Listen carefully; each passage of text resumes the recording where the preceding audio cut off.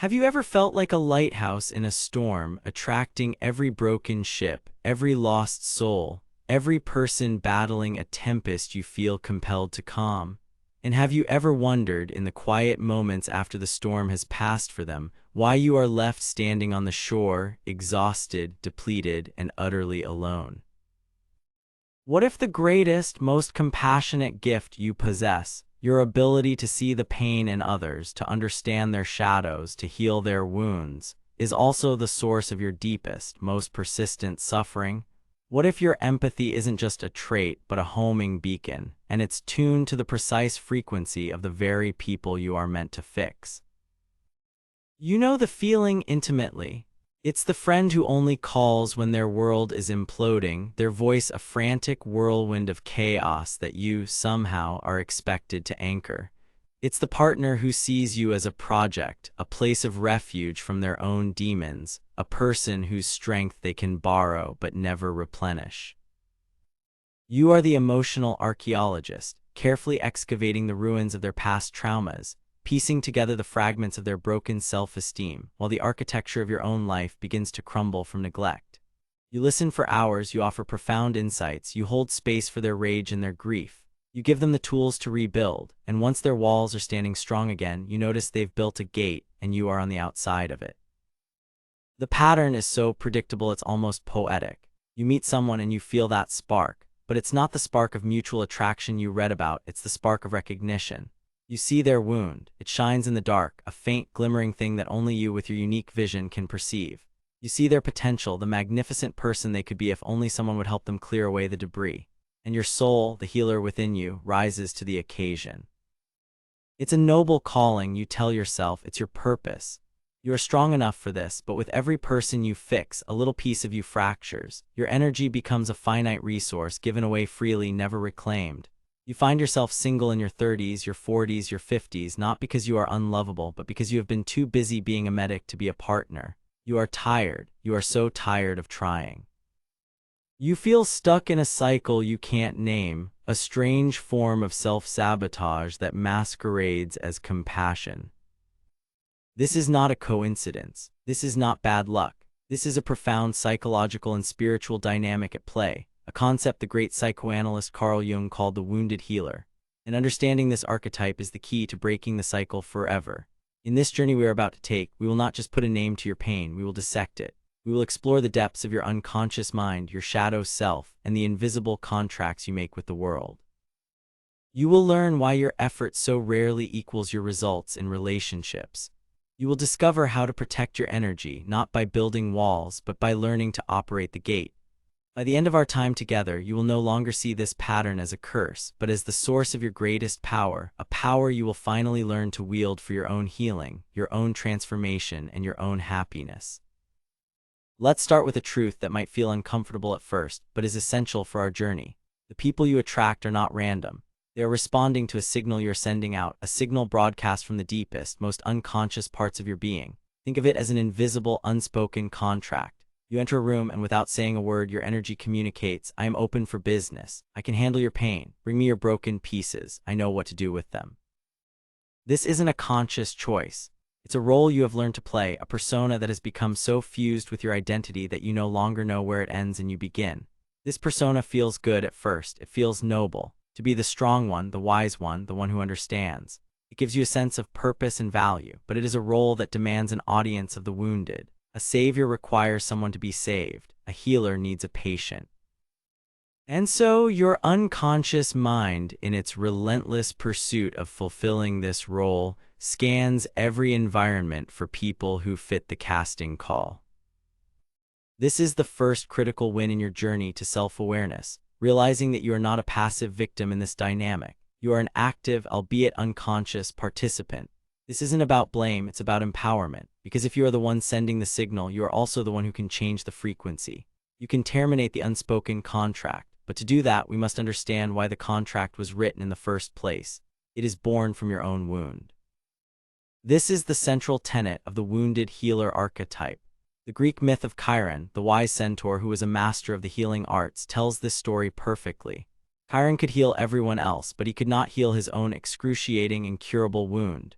It It was the eternal presence of his own pain that gave him such profound empathy and understanding for the suffering of others. He knew their pain because it resonated with his own. This is you. Your ability to so keenly sense the brokenness in another person is not a magical, mystical gift that appeared out of thin air. It is a highly developed skill born from navigating your own inner landscape of pain. Perhaps it was a childhood where you had to become the emotional caretaker for a parent. Perhaps it was a deep trauma that forced you to become hypervigilant to the emotional states of others to ensure your own safety. Perhaps it was a profound feeling of not being seen or understood, which created in you a fierce determination to make sure no one else ever felt that way. Your wound is the source of your superpower.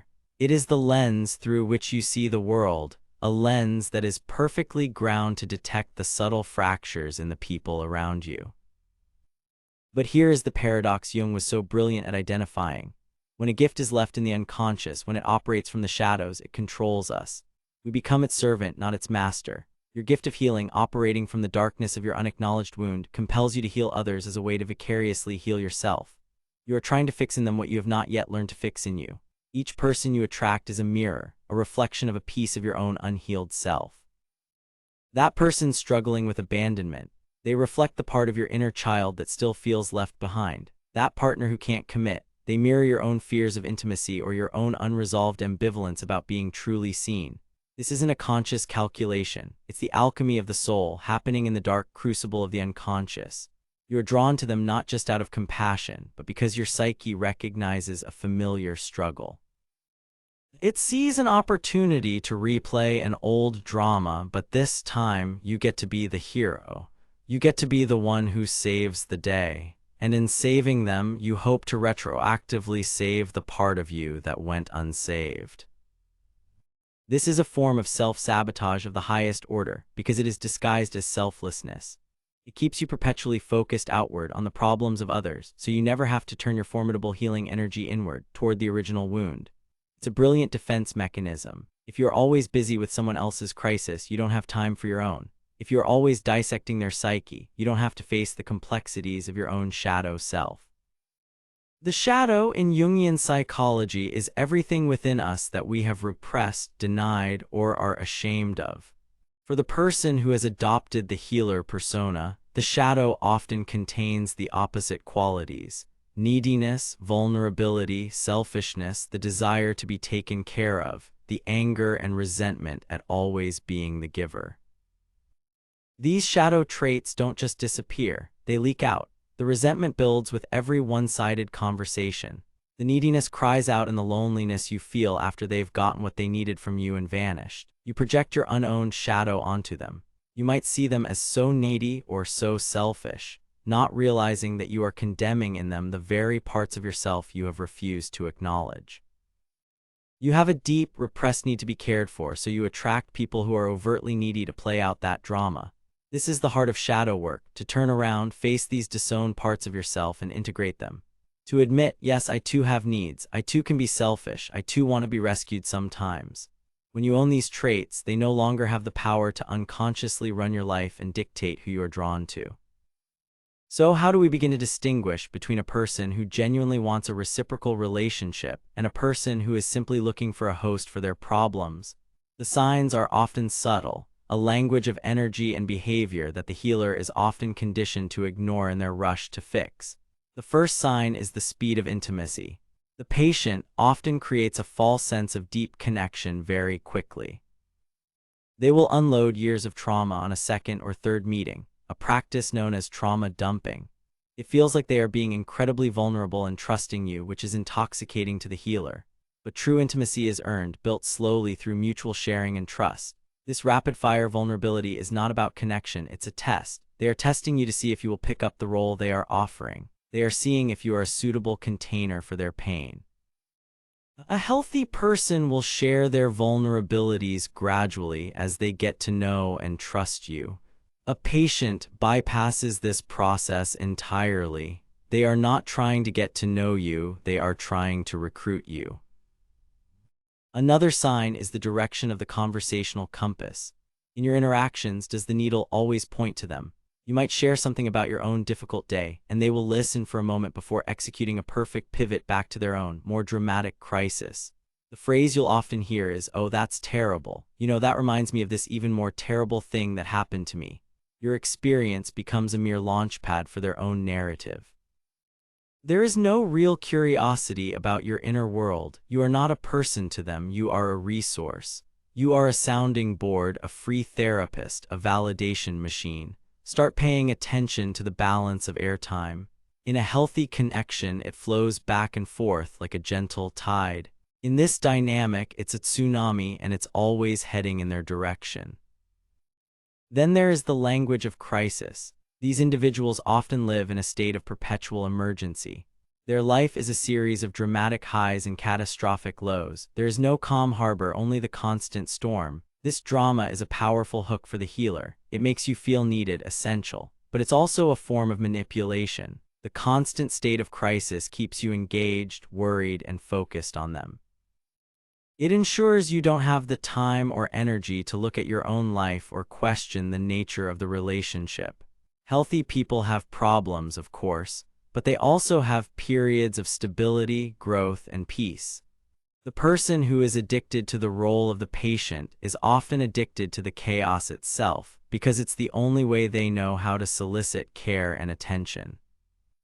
And what about the way they respond when you do try to set a boundary? This is perhaps the most telling sign of all. Let's say you're exhausted and you tell a friend you can't talk on the phone for 2 hours tonight.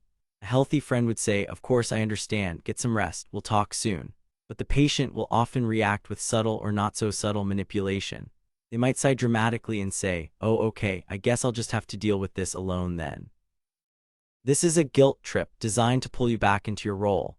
They might get cold and withdrawn, punishing you with silence for daring to have your own needs. They might even become angry, accusing you of being selfish or not caring. Their reaction to your no reveals everything. They are not angry that you have a need. They are angry that your need is interfering with their access to you as a resource. This is the moment the hidden enemy, the frenemy, reveals themselves. They do not love you, they love what you do for them. Recognizing these signs is the first step in protecting your energy. It's not about becoming cold or cynical. It's about becoming discerning. It's about valuing your energy as a precious, non-renewable resource. For years, you have been leaving the doors and windows to your energetic home wide open, with a sign outside that says, "All are welcome." It's time to learn how to lock the door. It's time to start asking visitors to knock. We've explored the deep psychological roots of this pattern, the wounded healer archetype, the role of the shadow self, and the unconscious contracts that bind you to the people you're meant to fix. We've seen that this isn't just a string of bad luck, but a deeply ingrained dynamic powered by your own unhealed wounds and your incredible yet untamed gift for empathy. But simply understanding why you do something is not enough to create lasting change. It's like knowing exactly why a ship is sinking, the hole in the hull, the failed pumps, the oncoming storm. The knowledge is useless unless you start bailing water and patching the hole. So the real question now becomes, how do we begin the sacred work of healing the healer? How do we transform this painful cycle from a source of suffering into a source of sovereign power? How do you finally learn to offer your gift of healing to the one person who has been waiting for it the longest, yourself? This is where the real transformation begins. This is the alchemy of the soul. Let me ask you something. When was the last time you truly listened to yourself with the same compassion and intensity you offer to others? When was the last time you sat with your own discomfort, your own anxiety, your own sadness, without immediately trying to distract yourself or fix it by focusing on someone else? This is the starting point of the inner transformation. You must turn your powerful healing gaze inward. This is the essence of what Jungian psychology calls individuation, the process of becoming a whole, integrated individual, distinct from the collective roles and expectations placed upon you. For the wounded healer, the primary role to shed is that of the compulsive fixer. The first practical step in this process is the conscious cultivation of boundaries. For many healers, the word boundary feels harsh, selfish, and unloving. We have been conditioned to believe that love means limitless giving, that compassion means having no needs of our own. This is a lie. A boundary is not a wall you build to keep people out. It is a line you draw to define where you end and another person begins. It is a sacred circle you draw around yourself, not to isolate you, but to preserve your energy so that what you do choose to give is pure and comes from a place of fullness, not depletion. So what does a healthy boundary look like in practice? It starts with time. You are no longer available for 3-hour emergency phone calls at midnight. You can say, I can tell this is really important to you and I want to give you my full attention. I have about 20 minutes right now, or we can schedule a longer time to talk tomorrow. You are not rejecting them. You are honoring your own capacity. It applies to your energy. You can learn to recognize the feeling of being drained. When you feel that familiar downward pull, that sense of exhaustion in a conversation, you can learn to politely disengage. It sounds like you have a lot to process. I'm going to let you go so you can have some time to think. You are not abandoning them. You are refusing to be their emotional dumping ground. Boundaries also apply to responsibility. You must release the illusion that you are responsible for other people's happiness or their choices. This is a monumental shift. You can offer support, you can offer a listening ear, you can even offer advice if it's asked for, but you cannot do the work for them. You cannot carry their emotional load. A powerful phrase to practice both internally and externally is, that sounds really hard. What do you think you're going to do about it? This simple question is revolutionary. It hands the responsibility back to them where it belongs. It communicates that you believe in their capacity to solve their own problems.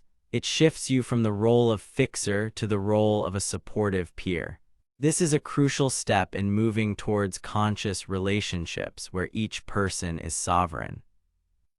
The second pillar of healing the healer is the courageous work of healing your own inner child. That part of you, the Chiron wound, is often a young, neglected version of yourself who learned that their value and safety depended on being useful to others. This inner child learned to suppress its own needs, its own voice, its own feelings in order to caretake the adults or the chaos around it. As an adult, you are still operating from this child's survival strategy. Healing this inner child means going back, metaphorically, and giving that child what it never received. This is not a mystical process, it is a psychological one. It involves visualization, journaling, and a deep commitment to self-compassion. Imagine that small child version of you. See what they looked like, feel what they felt, and then as the wise, capable adult you are today, you speak to that child. You say the words they needed to hear. I see you. Your feelings are valid. You don't have to be strong all the time. You are allowed to have needs. You don't have to earn your place here by fixing everyone. You are loved for who you are, not for what you do for others. I am here now. I will protect you. I will not let anyone drain you. I will make sure we get the rest and play and joy that you were denied. Doing this work consistently begins to rewire your nervous system. It soothes the primal panic that arises when you think about setting a boundary. That panic is the inner child's fear of abandonment. If I'm not useful, they will leave me. By reparenting yourself, you become your own source of safety and approval. You no longer need to seek it externally by being the compulsive helper. This is the foundation of true self-respect and self-worth. You begin to understand that your value is inherent, not conditional. This is how you heal the original wound at its source. The third and perhaps most profound stage of this journey is the integration of your shadow. As we discussed, the healer's persona casts a long shadow of resentment, neediness, and a secret desire to be saved. Shadow work is the process of owning these disavowed parts of yourself. It means admitting without shame that you are not a saint. You are a complex human being. You have an ego. You get angry. You feel jealous. You have a deep-seated desire to be cherished and cared for.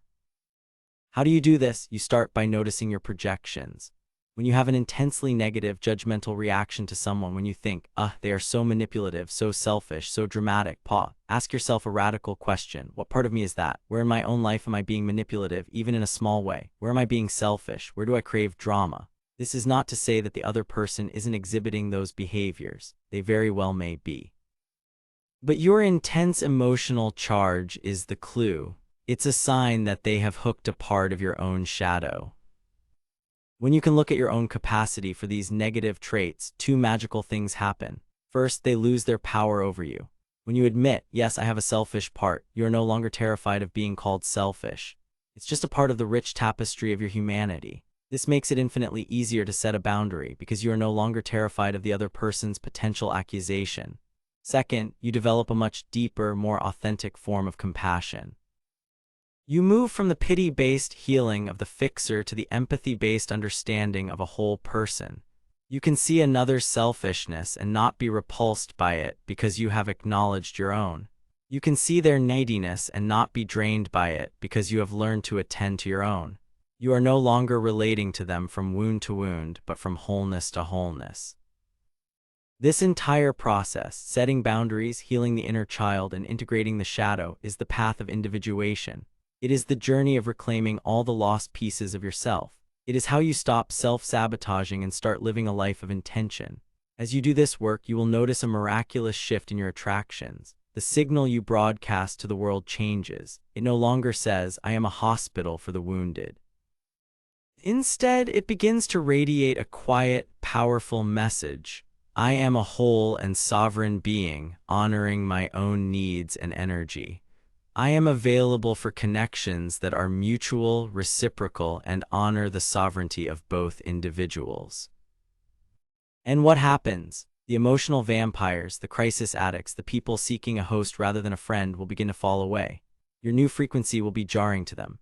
Your boundaries will feel like impenetrable walls to them because they are seeking open gates to unguarded territories. Your self-respect will be unpalatable to them because it mirrors back their own lack of it. They will unconsciously seek out other unhealed healers, leaving you in a newfound peace.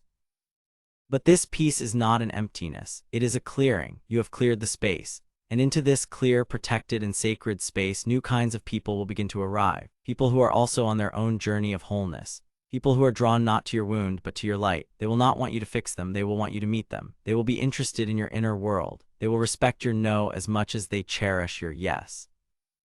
They will replenish your energy as much as you replenish theirs. These are the conscious relationships you have been craving your entire life, whether in friendship or in romance.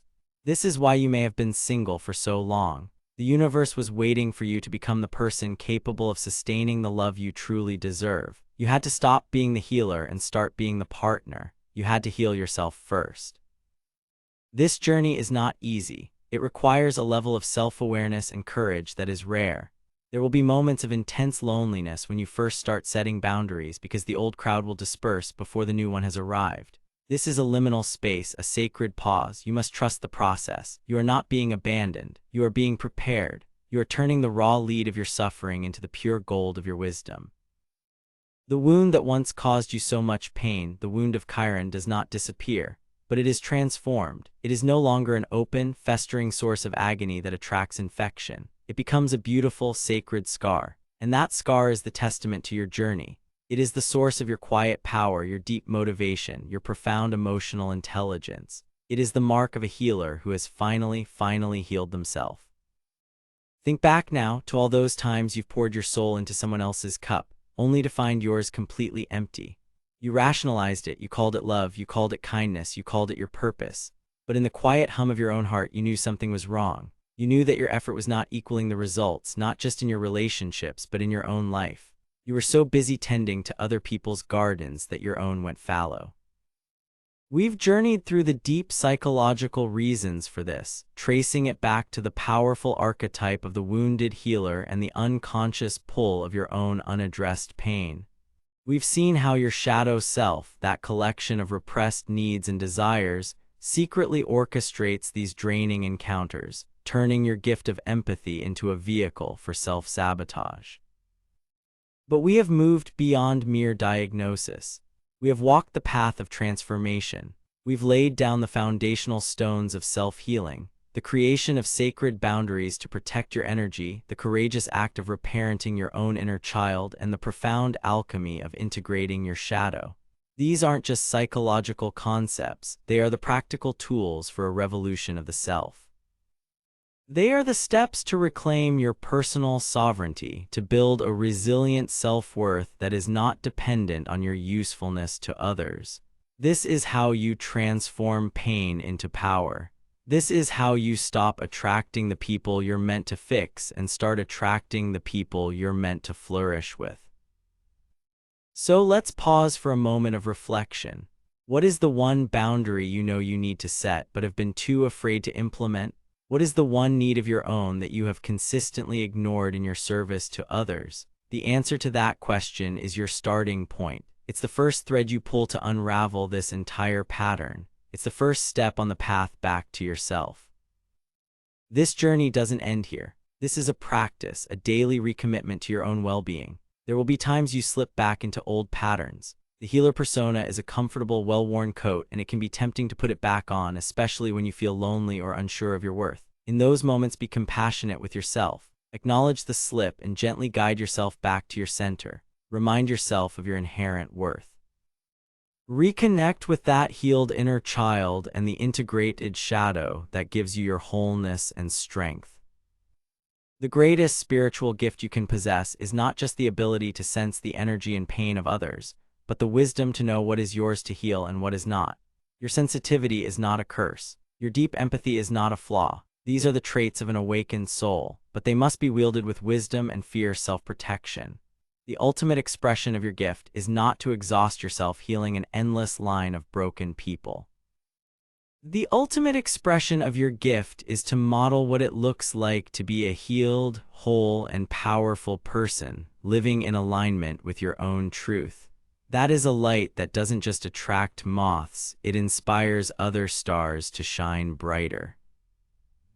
Your transformation from a wounded healer to a wise elder is the most profound journey you will ever take. It is the path from being a magnet for pain to becoming a beacon of possibility. It's how you finally stop trying to find love or worthiness in the act of fixing someone else, and instead discover it radiating from the core of your own being. The world has enough martyrs. What it needs is more people who have had the courage to face their own darkness and emerge with their light intact, ready to engage with life not as a medic, but as an equal, a creator, and a sovereign soul. The path ahead is one of conscious choice. Every day you will have the opportunity to choose your old role or your new truth. You will have to choose between the temporary validation of being needed and the lasting fulfillment of being whole. You will have to choose between the familiar comfort of the fixer and the exhilarating freedom of the self-possessed. This is the heart of human behavior modification, the core of psychological transformation, the essence of a spiritual awakening. It's not a one-time event, it's a new way of life. It is the luxury mindset applied to your own soul, understanding that your peace, your energy, and your joy are the most valuable assets you will ever possess. As we bring this reflection to a close, let the ideas we've explored settle not just in your mind, but in your body. Feel the shift in your energy as you contemplate a life where you are not constantly under siege from the needs of others. Imagine waking up in the morning feeling full, not already depleted by the anticipated demands of the day. This is not a fantasy. This is the reality that awaits you on the other side of your own healing. You have the map, you have the tools. You have the inherent strength that has carried you this far. The final question I leave you with is not for me, but for the deepest part of you. It is a question to carry with you as you move forward, a compass to guide you back to your true north whenever you feel lost. Now that you understand that your deepest wound is inextricably linked to your greatest gift, what is the first, tangible act of healing you will offer to yourself today?